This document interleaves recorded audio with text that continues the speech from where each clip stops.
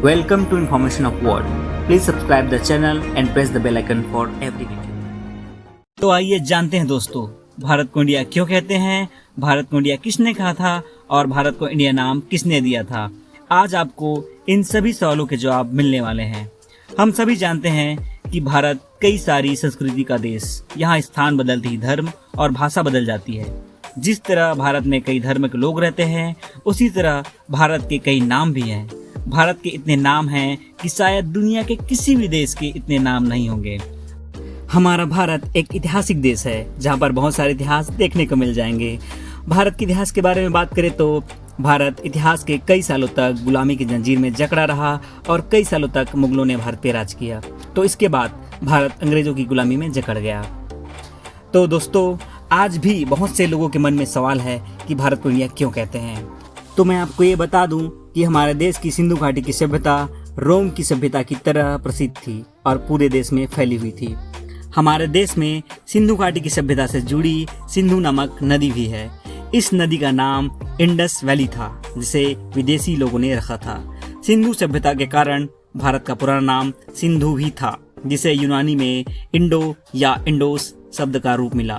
जब यह शब्द लैटिन भाषा में पहुंचा तो ये नाम इंडिया में बदल गया।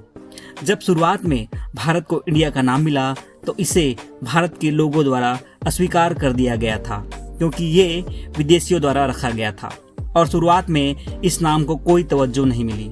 जब भारत में अंग्रेज आए तो उस समय भारत को हिंदुस्तान भी कहा जाता था।